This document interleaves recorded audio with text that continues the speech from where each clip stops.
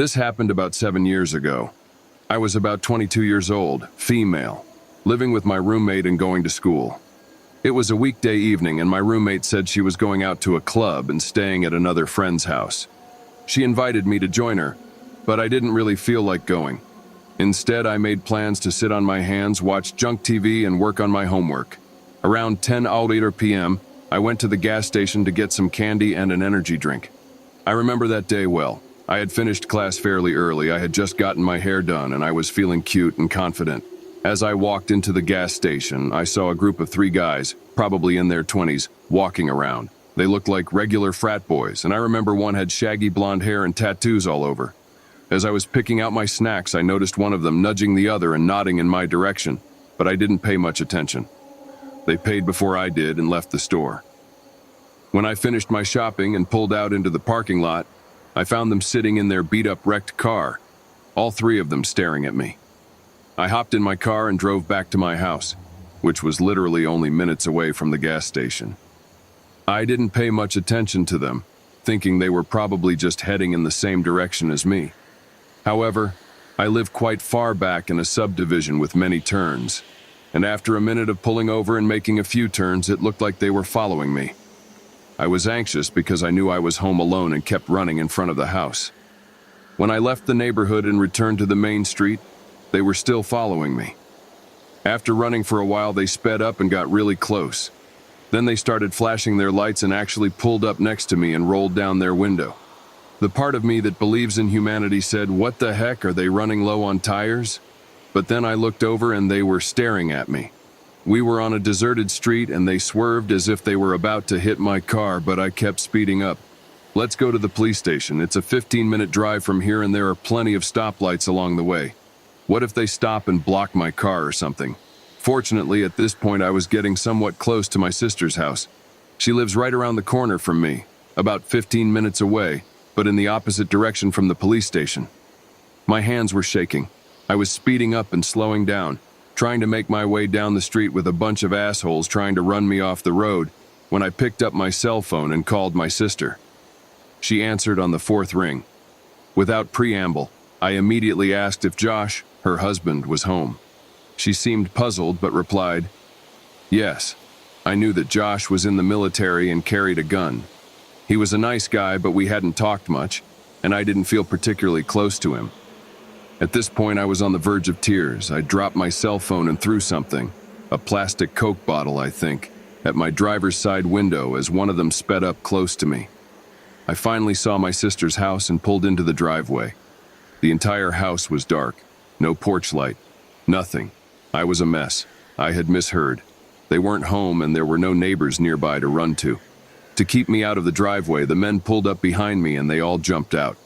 They all started to approach my car and one of them reached for the steering wheel and pulled. At this point, I was looking for my cell phone again. Damn. There's a weapon here. Let's just take the cell phone and run. Should I continue to turn around or should I stay in my car? In the split second I looked up, 2 things happened. First, I locked eyes with a shaggy-haired blonde man who was pulling at the door. He didn't look angry, drunk, or anything. His eyes were dead predatory. While I was frozen in fear, he looked cold, as if he had done something like this before. The other men were trying to open other doors, but I could not make eye contact with the blonde.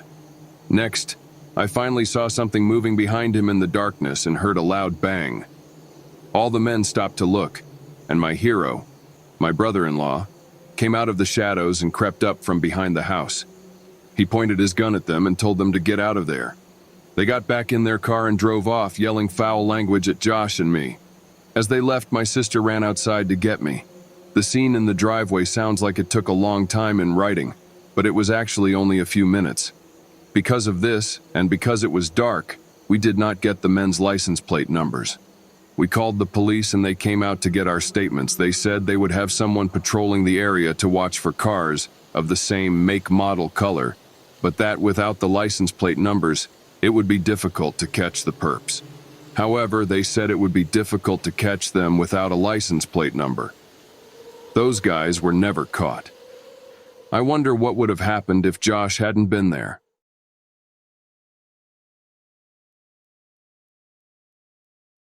Years ago, this happened to me.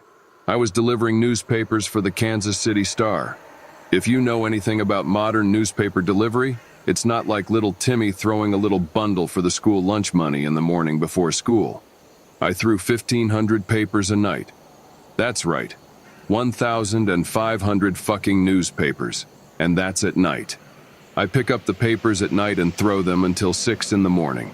I roll up the papers myself and stuff them with ads. Terribly hard work, but when you have a big route like I do, you get paid far more than minimum wage. Anyway, one night I was throwing newspapers in a little place called Holt, Missouri. It's about 45 minutes from Kansas City. I was throwing newspapers out the window when all of a sudden I noticed the same headlights passing me over and over. It was too dark in the middle of nowhere to see the car clearly, but I was certain it was an SUV or Suburban. I pulled over and watched the car pass by me and then, as expected, made a big, awkward U-turn back about 1.5 miles down the road. The U-turn was repeated several more times until I finished my paperwork on that section of road and turned around. The road is perfectly flat and straight for several miles with no light pollution. Just a few farmers' driveways. We called this road Bitch Road. As I was driving back, I noticed that the glaring headlights of the car that was pestering me were no longer moving toward my car. It was stopped in the middle of the road. With barely enough space to pass, I honked my horn and shouted a few words as I drove by. I would regret it for the rest of my life. I thought it was just a bunch of drunken rednecks looking for trouble. I passed by them at 50 maybe, and even a little further down the road I could hear the tires squealing and the engine revving. Whatever it was, they were powering up. Soon, things got fucked up. It was very, very fucked. Within seconds, they were on my ass and my poor beaters would never get past them, even with their dicks growing and naked women dangling in front of them. They lunge at my ass and the unmistakable sound of gunfire rings out. Several shots are fired, one of which smashes through the window behind me and grazes my head. Panicked, I did the only thing I could think of and plowed into a field adjacent to a farmer's gravel road, Tokyo Drift style. The truck followed but seemed to hit something hard and plowed past the driveway and into the other half of the field. I gunned it to the man's house. I had never met him before. A total stranger. I got out of my car and started banging on his door like crazy. All the lights in the house came on at once. The car braked to a stop and pulled over.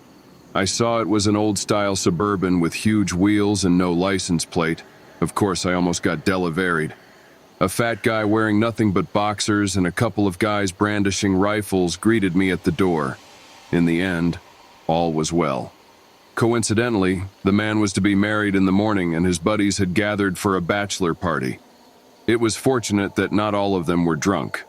I filed a damage report with the police, but in the end nothing came of it, nor did they report seeing a battered Suburban with no license plates. From then on, I began carrying a pistol in my delivery van. My car had 7 bullet holes and the back bumper was gone. The most infuriating part is that they never found the bumper. It just poofed off. They ran into it and it was gone. Maybe they took it as a memorial.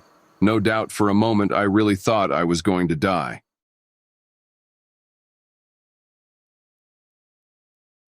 The clock struck midnight as we drove off down the desolate highway. The road spread out before us like a ribbon of asphalt, fading into darkness beyond the reach of our headlights. With each passing mile, the world outside grew quiet, with only the sound of the engine and the beating of my heart. I had always been drawn to the allure of the open road, the promise of adventure and discovery just beyond the horizon. But tonight, as I drove toward the heart of the night, I couldn't shake the uneasy feeling that niggled at the edges of my consciousness. It was as if some unseen force was lurking in the shadows, watching and waiting. As time passed, the darkness grew thicker and thicker, seeming to close in on us from all sides like a suffocating blanket. The path twisted and turned, leading me deeper into the unknown. Suddenly, a chill ran down my spine as I spotted a figure standing by the side of the road. In the dim light, its silhouette was barely visible. Moved by pity, I slowed to a stop, intending to let her get into the car. But as soon as I rolled down the window, a wave of anxiety swept over me. There was something unnatural that sent a tingle down my spine. Ignoring my instincts, I approached her and offered my assistance, but she remained silent, staring at me with an intense, blood-curdling gaze. I became increasingly anxious and quickly rolled down the window and stepped on the accelerator. But as I drove away, I could not shake the feeling that I was being watched. It was as if they were following my every move as I navigated the winding road. I tried to put the thought out of my mind and instead focused on the road ahead. But the uneasy feeling remained and grew stronger with each passing mile. As night fell, the road became more treacherous, winding its way through dense forest and rugged terrain. Darkness seemed to be closing in on us from all sides, obscuring our vision and making it impossible to see more than a few meters ahead. Suddenly, a thick fog rolled in and covered the road. Panicked, I ran frantically through the thick fog, my headlights barely cutting through the haze. It was as if I had wandered into another world. Then suddenly the fog lifted, and I was confronted with a scene of utter devastation. The road ahead was littered with wreckage, twisted metal, and shattered glass glistening in the pale moonlight. I slammed on the brakes and looked around at the scene before me, my heart pounding. The woman I had seen earlier, standing at the edge of the wreckage, was staring at me with a strong, spine-chilling gaze. Without a word, she turned and disappeared into the darkness. Shaken but determined to proceed, I slowly made my way through the wreckage, my head filled with questions. Who was the mysterious woman? What had caused the accident, and why did I feel such overwhelming fear? As I drove, the events of that night replayed in my mind, each turn of the road bringing me closer to the truth. I may never fully understand what happened that night, but one thing is certain. The desolate highway hid a dark secret far beyond my imagination.